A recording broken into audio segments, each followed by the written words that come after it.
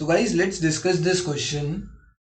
Question is, the law of demand makes a qualitative statement and not quantitative one.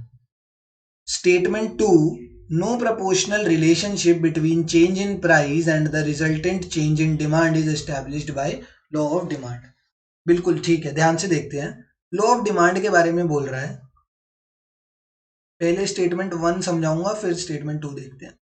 दोनों एक ही जैसी हैं, दोनों में ज़्यादा फर्क नहीं है, दोनों ही लॉ ऑफ डिमांड से रिलेटेड है. लॉ ऑफ डिमांड हमें बताता है कि सर जैसे ही आप प्राइस इंक्रीज करोगे तो आपकी जो क्वांटिटी डिमांड है, कोई भी आपका प्राइस, आपने प्रोडक्ट का प्राइस इंक्रीज करा तो उसकी जो डिमांड होगी वो डिक्रीज हो जाएगी.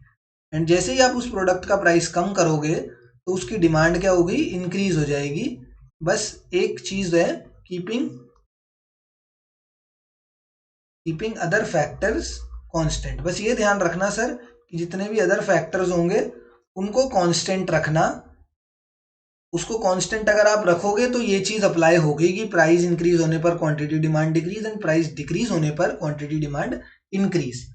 सर आपने ये तो बता दिया, बट क्या आपने ये बताया कि हमने प्राइस अगर 10 रुपीज इंक्रीज करा है तो उस 10 रुपीज इंक्रीज होने से क्वांटिटी क्या 10 यूनिट्स डिक्रीज होगी या 20 यूनिट्स डिक्रीज होगी या 30 यूनिट्स डिक्रीज होगी? सर ये तो आपने बताया ही नहीं. आपने तो, या आपने नहीं, लॉ ऑफ अजम्पशन ने हमें क्या बताया है? लॉ ऑफ अजम्पशन ने हमें बताया कि प्राइस इंक्रीज होने पर क्वांटिटी डिक्रीज होगी, बट ये तो बताया नहीं कि कितना प्राइस इंक्रीज होने पर कितनी क्वांटिटी डिक्रीज होगी. ये तो उसने कुछ रेशियो या कुछ ऐसा प्रपोर्शन तो बताया ही नहीं. तो इसीलिए बोला गया है कि law of demand makes a qualitative statement. It gives a qualitative statement. ही मैंने तुम्हें कहा कि भैया प्राइस बढ़ाओगे तो क्वांटिटी कम हो जाएगी, बट मैं ये नहीं बता रहा कि कितना प्राइस बढ़ाने पर कितनी क्वांटिटी कम होगी. मैं इस चीज का तुम्हें कोई आइडिया नहीं दे रहा, वो तुम्हारे प्रोडक्ट पे डिपेंड करता है. तो ये जो स्टेटमेंट 1 है, स्टेटमेंट 1 इज ट्रू. बिल्कुल सही स्टेटमेंट है कि ये क्वालिटेटिव है. क्वालिटेटिव का मतलब है कि एक रफ आइडिया दे दिया. रफ आइडिया तो नहीं बोलेंगे. क्वांटिटेटिव क्या होता है? क्वांटिटेटिव ना एग्जैक्ट फिगर्स दे देते हैं. जब एक एग्जैक्ट फिगर मुझे मिल जाती, मैंने कहा कि 10 रुपए प्राइस इंक्रीज करने पर क्या हो रहा है, 10 रुपए प्राइस इंक्रीज करने पर आपका 20 यूनिट्स की डिमांड कम हो रही है.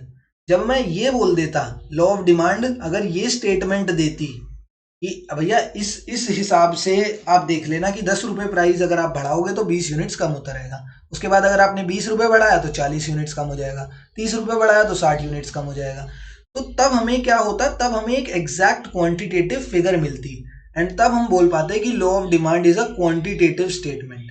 बट यहां पर वो हमें कोई भी एक एग्जैक्ट फिगर नहीं देता. That's why law of demand is a qualitative statement. ठीक है, इसलिए ये अजम्पशन जो है, स्टेटमेंट 1 जो है, दिस स्टेटमेंट इज ट्रू. वहीं स्टेटमेंट 2 देखो तो सेम ही चीज अलग लैंग्वेज में लिख के दे दी है कि there is no proportional relationship between change in price and the resultant change in demand is established by the law of demand. Proportional change का मतलब यही होता है. This is what, this is a proportional change. Proportional change का मतलब ही ये होता है कि एक एग्जैक्ट फिगर, एक क्वांटिटेटिव फिगर हमारे पास आ जाए. जब एक क्वांटिटेटिव फिगर हमारे पास आ जाती है उसको प्रोपोर्शनल चेंज हम बोलते हैं. एंड लॉ ऑफ डिमांड हमें कोई भी no proportional change, law of demand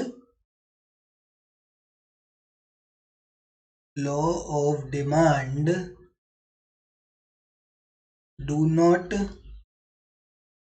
give any proportional change. Law of demand do not give any proportional change towards